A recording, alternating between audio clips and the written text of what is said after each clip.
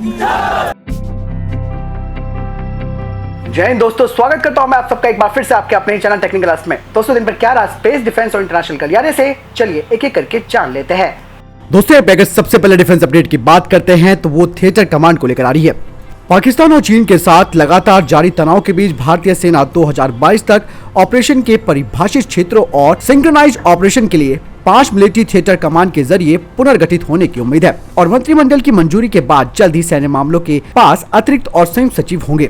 Theatre command के तहत तीनों सेनाओं के पुनर्गठन का काम चीन के विशिष्ट उत्तरी कमान और पाकिस्तान के विशिष्ट पश्चिमी कमान के साथ गंभीर विचार के तहत शुरू हुआ है। भारत सरकार ने भारतीय सेना के थिएटर कमांड बनाने की जिम्मेदारी भारत के chief of defence staff general Vipin Rawat को दी है, जो चीन और अमेरिका की तरह होगा। सैन्य और राष्ट्रीय सुरक्षा नियोजकों के अनुसार उत्तरी कमान का पुनर्गठन लद्दाख के काराकोरम दर्रे से शुरू होगा और अरुणाचल प्रदेश में अंतिम चौकी किबुद्दू तक जारी रहेगा, जिसमें चीन के साथ लगती वास्तविक नियंत्रण रेखा के करीबन 3425 किलोमीटर की दूरी पर रखवाली शामिल है। इस कमान का मुख्यालय लखनऊ में हो सकता है। पश्चिमी कमान की जिम्मेदारी सियाचिन ग्लेशियर क्षेत्र के सोल्टेरो रिज पर इंदिरा कन्नल से गुजरात की नोक तक होगी। इसका मुख्यालय जयपुर में बनाए जाने की संभावना है। तीसरा थिएटर कमान प्रायद्वीपीय कमान होगा। चौथा पूर्ण रूप से वायु कमान और पांचवा एक समुद्री कमान होगा। प्रायद्वीपीय कमान का मुख्यालय तिरुवनंतपुरम में हो सकता है। वायु रक्षा कमान न केवल देश के हवाई हमले को गति देगा, बल्कि इसके नियंत्रण में सभी विरोधी विमानों, मिसाइलों के साथ साथ मल्टी रोल फाइटर के माध्यम से भारतीय हवाई क्षेत्र की रक्षा करने के लिए भी जिम्मेदारी होगी। वर्तमान समय में भारतीय सेना, भारतीय वायुसेना और भारतीय नौसेना सभी अलग अलग संचार फ्रीक्वेंसी और तालमेल के बिना भारतीय हवाई क्षेत्र की रक्षा करते हैं। सभी भारतीय सेना कोर मुख्यालय एयरबेस के बगल में स्थित है। इसके बावजूद दोहरा परिश्रम और खर्चा लगता है। योजना में लगे लोगों का कहना है कि भविष्य की आवश्यकताओं के अनुसार इसे एरोस्पेस कमांड में विस्तारित करने का विकल्प भी है। भारत के पास एक समुद्री कमान होगी। त्रिसेवा अंडमान और निकोबार द्वीप कमान को इसके साथ मिला दिया जाएगा। समुद्री कमान का काम हिंद महासागर और भारत के द्वीप क्षेत्रों की रक्षा करना होगा। चीन के खतरे के रूप में उभरने के साथ ही समुद्री कमान का संभावित मुख्यालय आंध्र प्रदेश की नई राजधानी हो सकती है और पोर्ट ब्लेयर नौसेना संचालन के लिए एक और प्रमुख आधार बन सकता है। यानी कि पांचों थिएटर कमांड का बनने का रास्ता साफ हो गया है और ये चीन और अमेरिका की तर्ज पर ही बनाई जाएंगी। और सबसे बड़ी बात यह है, इसमें जो दोहरा काम होता है कि वायुसेना अलग से अपना काम करती है और भारतीय सेना अलग से और नौसेना, अब वो सब एकीकृत होकर किया जाएगा कमांड के अधीन होकर। अगली खबर की बात करते हैं दोस्तों, आप तैयार हो जाइए जम्मू कश्मीर में और लद्दाख में जमीन खरीदने के लिए। जी हाँ, जम्मू कश्मीर और लद्दाख में कोई भी जमीन खरीद सकता है। गृह मंत्रालय ने नए भूमि कानून का नोटिफिकेशन जारी कर दिया है। हालांकि अभी खेती की जमीन को लेकर रोक जारी रहेगी। इसका मतलब ये हुआ कि खेती की जमीन सिर्फ राज्य के लोगों के लिए रहेगी। यह आदेश तत्काल प्रभाव से लागू होगा। जम्मू कश्मीर औद्योगिक विकास निगम की स्थापना हो गई है। आपको बता दें कि इससे पहले जम्मू कश्मीर में सिर्फ वहां के निवासी ही जमीन की खरीद फरोख्त कर सकते थे। अब नए कानून के तहत बाहर से आने वाले लोग भी जमीन खरीद कर वहां पर अपना कारोबार शुरू कर सकते हैं। केंद्र सरकार का ये फैसला जम्मू कश्मीर पुनर्गठन अधिनियम के तहत जम्मू कश्मीर राज्य के केंद्र शासित प्रदेश के रूप में पुनर्गठित होने वाली सालगिरह के करीबन 4 दिन पहले आया।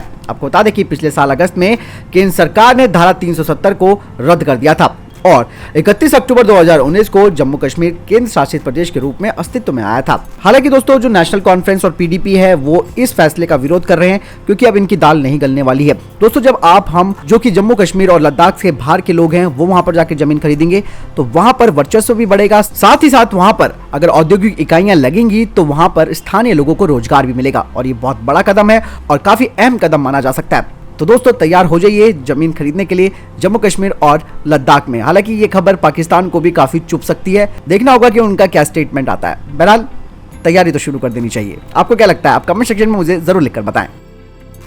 अगली खबर की बात करते हैं तो 2+2 वार्ता को लेकर आ रही है। भारत और अमेरिका बातचीत की मेज पर सामने सामने है। दोनों देशों के बीच 2+2 वार्ता शुरू हुई हैदराबाद हाउस में, जहां एक तरफ अमेरिका के विदेश मंत्री माइक पोम्पियो और रक्षा मंत्री मार्क एस्पर थे, तो वहीं दूसरी तरफ उनके समकक्ष एस जयशंकर और राजनाथ सिंह। दोनों देशों के बीच basic exchange and cooperation agreement for geospatial cooperation यानी कि BECA हो गया है, यानी कि समझौते पर हस्ताक्षर कर दिए गए हैं।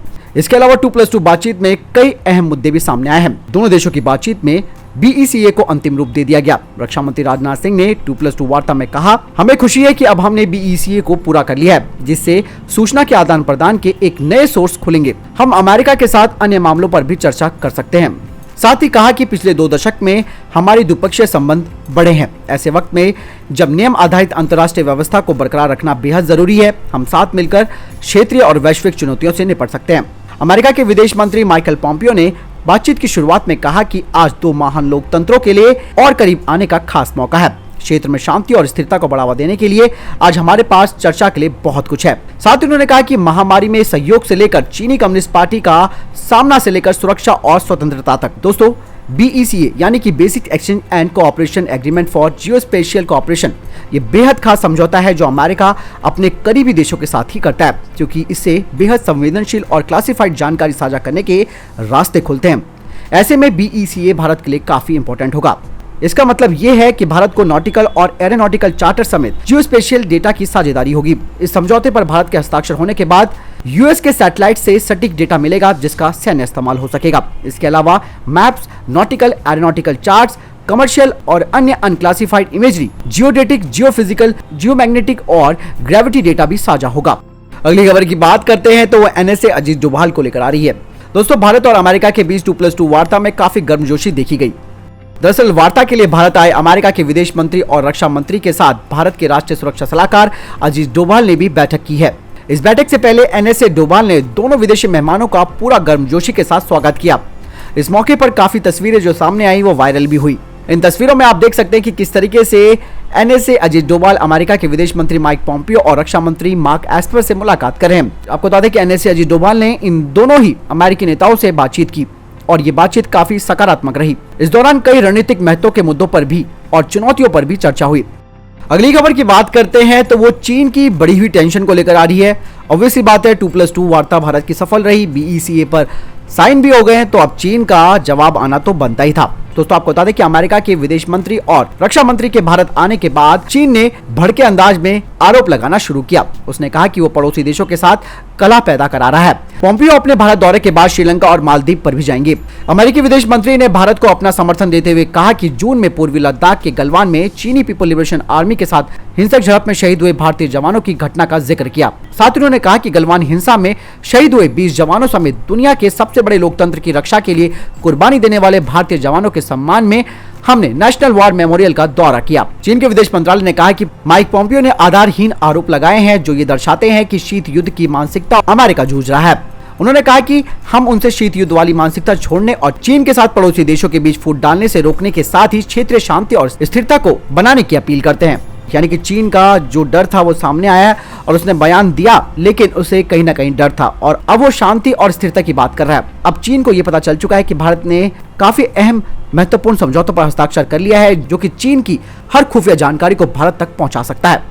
दोस्तों, अगली खबर की बात करते हैं तो वो इसरो को लेकर आ रही है। वास्तविक नियंत्रण रेखा पर भारत चीन का गतिरोध बना हुआ है। भारत ब्रॉडबैंड निगम यानी कि BBNL और दूरसंचार कंसल्टेंट इंडिया यानी कि TCIL ने रणनीतिक रूप से महत्वपूर्ण सीमावर्ती इलाकों में high speed satellite internet connectivity को रोल आउट करने का एक खाका तैयार किया है।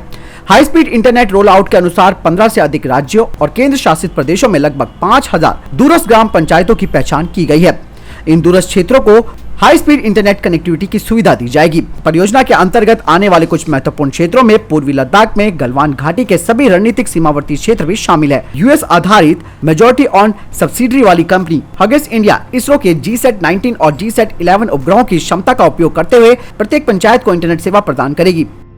अगली खबर की बात करते हैं तो चिनूक हेलीकॉप्टर को लेकर आ रही है। भारतीय वायुसेना के हेलीकॉप्टर चिनूक ने भारी मशीनों को केदारनाथ पहुंचाया। पहली शिफ्ट में चिनूक पेलोड के साथ कुछ पार्ट्स लेकर आया। भारतीय वायुसेना का मालवाहक हेलीकॉप्टर चिनूक गोचर हेलीपैड पहुंचा।